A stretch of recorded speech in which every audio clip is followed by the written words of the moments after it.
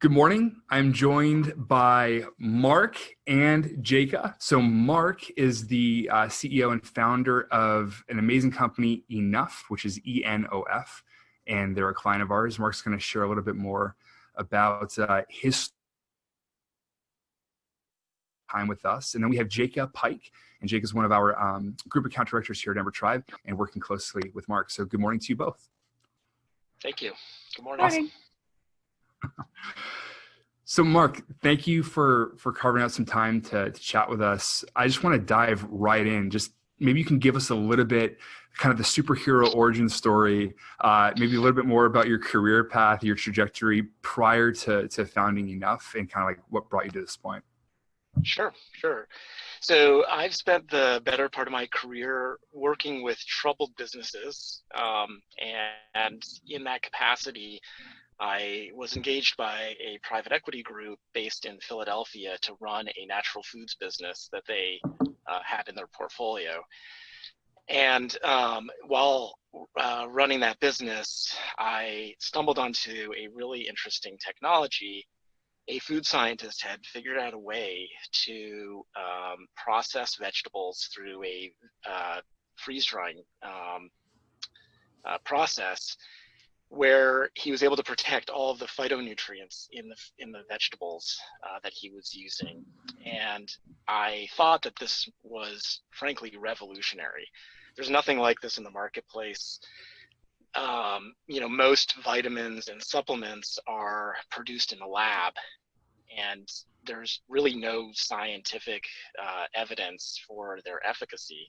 So when I learned about this, I thought, wow, if this is something that might be useful in some of the products that we were producing at the natural foods business, that would certainly be a path that was worth taking. But in the back of my mind, I thought that it would be actually more efficient to bring something like this to the market as a kind of as a powder that people could sprinkle onto or put into anything that they were otherwise eating. I kind of recognize the fact that most people in the US are deficient when it comes to eating vegetables, and so they're missing a lot of the nutrition that you would otherwise get from them. So again, if I was able to market this type of product successfully, it probably has broad application. And after several years of kind of figuring out the best way to market the product and then developing a brand around it, I finally was able to launch the business in earnest back in June of 2019. And it's just been an incredible ride.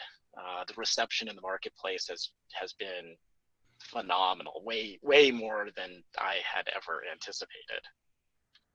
And from what I understand, Mark, you have a captive audience for audience research at home. So tell me a little bit more about some of the early beta testers in your home and kind of the more immediate problem that I guess you're solving, maybe for parents. Sure. Well, at the same time that I had kind of come across this technology, I was dealing with my own youngest child, the youngest of 4, who is just an absolutely terrible eater of vegetables. And of course, the irony was not lost on me. Here I am running a natural food business, and I can't get my own child to eat vegetables. So at one point, my wife finally, kind of turned to me and said, this is ridiculous. You need to figure out how to fix this. And that helped to kind of push me over the edge to ultimately innovate and develop this product.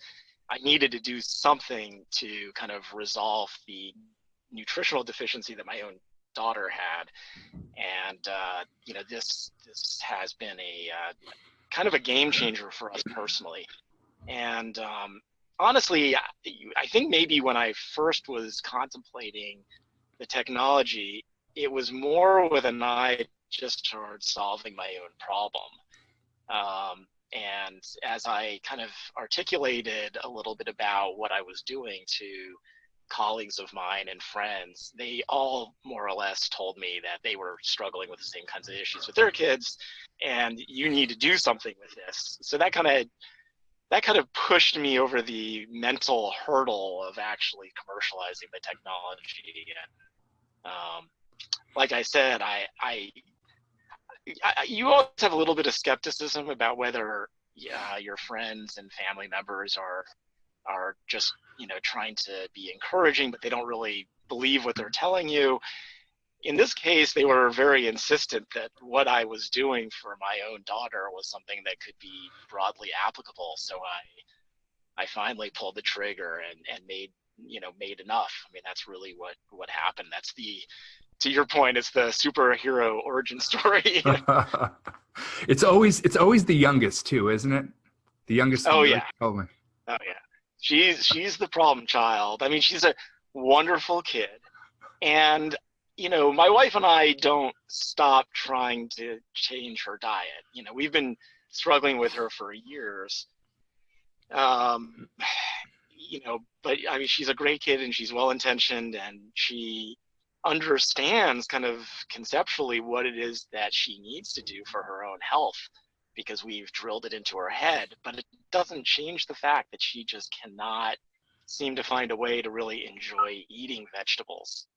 And that may be something that she has to deal with for her whole life. So having a product like this, a way for her to kind of bridge the nutrition gap that exists for her, might be something that's really important for her whole life. Yeah. And as I thought about the application of enough for other people, I realized that there were, literally millions of others who were facing kind of the same issues. And, it's been fascinating talking to parents of kids who are really picky or who maybe have autism or some kind of food aversion. Their desire to get their kids to change their diets, it's there. Yeah, they're trying to do this. They're struggling with it.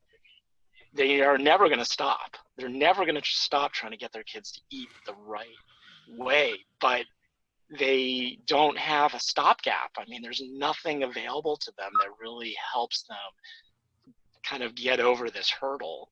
And so those same parents who have become aware of what we're doing with Enough have been incredibly supportive and very vocal about how this product is helping them, which is really exciting. I mean, at the end of the day, helping people is what this product is all about. It was to help myself, frankly. I mean, that's kind of selfish, but it was to help my own daughter. So I'm so happy that I am able to do something that other people find some benefit from. 100%. Yeah. And I think for anybody who's watching this, which will be a lot of founders and people trying to get their own thing off the ground, I think there's two things that you said that really stand out to me. The first is that there's a huge difference between your friends and family validating an idea with some verbal encouragement and just saying, hey, that sounds like a great idea, Mark, like you should really do that, versus begging you to pull this thing into the market and make it a reality to solve a real problem. Like those are two very different pieces of validation. And I think, the latter was the case for you. People really wanted this. And yeah, I think the second, absolutely. I think the second really goes to more of a values thing, but I think one great part of entrepreneurship is that you have the ability, this outsized ability to have leverage and impact on thousands or millions of people. And in your case, really impacting the nutritional kind of diversity, I guess you could call it, of an entire generation. Really, honestly, you have the ability to really have an outsized impact on the health and wellness of an entire generation, which is pretty cool, in my opinion, if you're going to work on something. Well, I hope that this product and the technology behind it is something that will find a home for lots of people. I certainly, my ambition for it is probably more modest than that, but honestly, the number of people for whom there may be benefit is almost unlimited. And I see a day, I hope, when this type of product may find its way into school lunches, for instance. Kids who are not able to either afford or don't have the background to understand the what a nutritionally robust diet looks like, and who depend on other people, or in the cases of the school system, the schools, to provide lunches or even breakfast. And if something like this has the potential to change their nutritional outcomes, it really truly may be a kind of groundbreaking type of thing. And it's super exciting. Yeah, it is, absolutely. So Mark, let's get down into some of the nitty gritty, because I think one vantage point that you have is that you're still pretty early on in this business, and so you're trying to think through the mechanics of how you grow it in a healthy way, how you grow it in a sustainable way. Maybe you can bring us back to the summer of 2019, so at the time of this recording, about a year ago, or a little bit over a year ago, and talk us through some of the, I guess, concerns or challenges or struggles that you had when thinking about how to bring this to market. In terms of strategy, tactics, kind of dealer's choice, but maybe just bring us back to that time. Well, for my part, particularly having had experience in the natural food space and dealing with retailers in particular, I knew that I wasn't going to want to interact with traditional retailers with the product. I did not want to be a wholesaler. I felt like the ability to tell my story was going to be tremendously limited if I had to show up on a shelf surrounded by hundreds of other products and try to, catch the attention of consumers as they're walking by. It's a nearly impossible thing to do when the story that I'm trying to tell is as, I won't say complicated, but there's some meat to it. I mean, it requires a little bit of explanation for people to really understand what this is about. Mm-hmm. And so I felt that strategically, the only way to really communicate the things about enough that are different and special would be to do it on a direct-to-consumer basis. And the most, meaningful path or avenue to take for me was to do it through digital marketing. And I think that kind of speaks to my interaction with you guys. I think that that digital marketing is a more complicated thing than most entrepreneurs probably realize, and having folks who have specific expertise in that area can really short circuit, your ability to get to the market. And I mean, it can speed things up tremendously. So, from my perspective, I knew that I needed to do that. I felt like I probably could write copy. I probably could generate ads. I probably could engage with, influencers and things like Instagram. But that's more than a full-time job. And, I'm trying to also run a supply chain. I'm trying to handle fulfillment, all the things that an entrepreneur has to do, all the hats you have to wear. There was just no way I was going to be able to do the digital marketing piece of this as effectively as it could be done, particularly by people who have real deep experience in that area. So for me, engaging with you guys has been really, the most meaningful, probably the most meaningful decision that I've made as it relates to getting the product into the marketplace and starting to tell my story. Wow, thank you for sharing that. It's an honor to be a part of the story.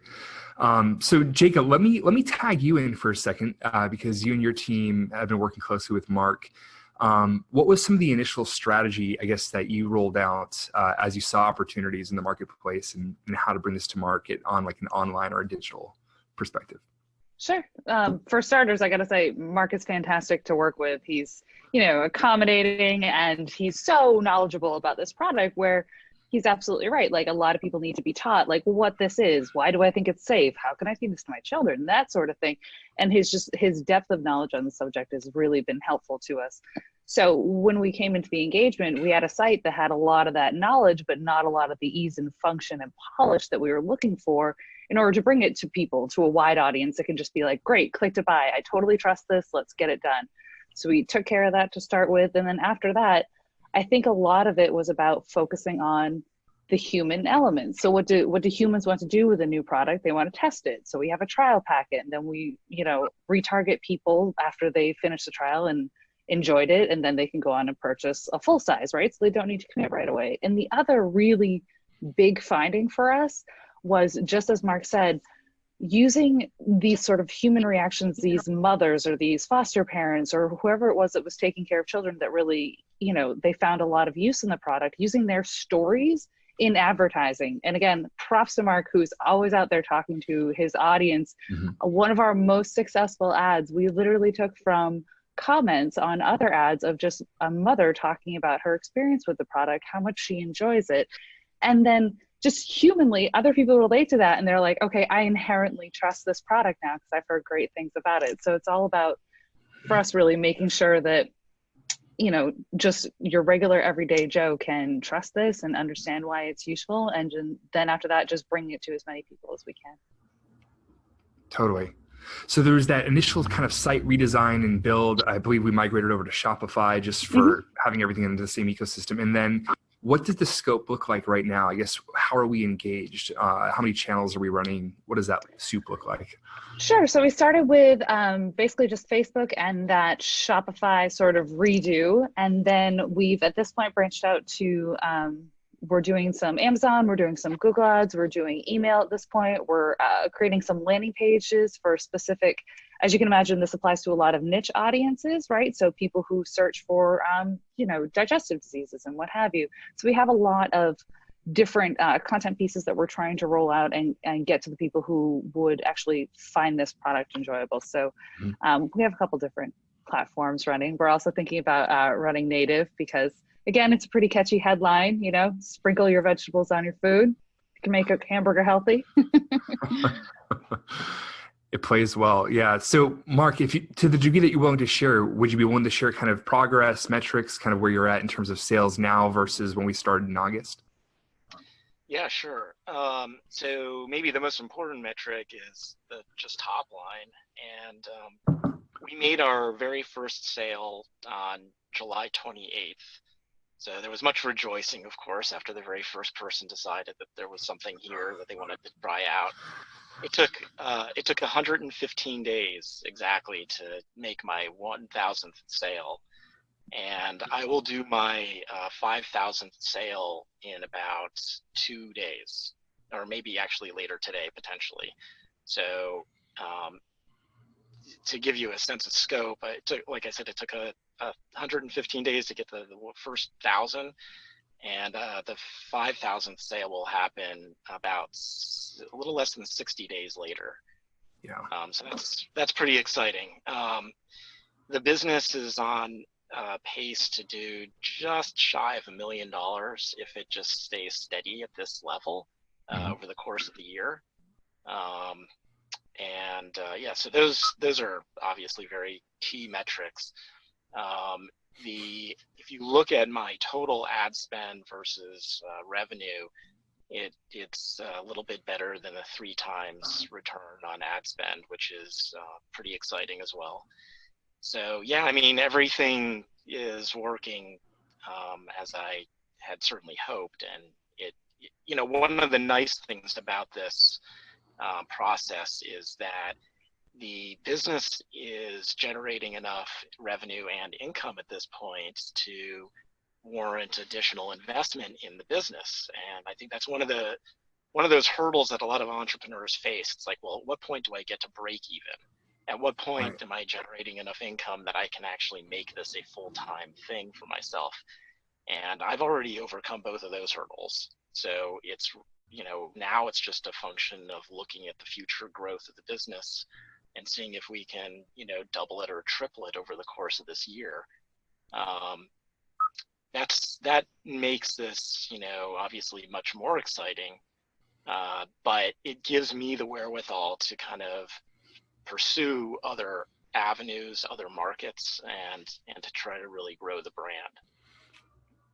Yeah, and one thing that I'm just really excited about from a more of a mechanical or tactical standpoint is just the nature of your business. Is that it is, it's a product renewal type of. There's a life cycle, right? People continue to get value from this product and they buy more. And so I know, just in talking with Jaka and as we're thinking through the future from our perspective, it's a lot more about how do we re-engage past customers? How do we start figuring out what that subscription cycle looks like? And so with where you're standing already on the acquisition side, man, the opportunities on even just the lifecycle marketing side, the repeat purchases is enormous as well.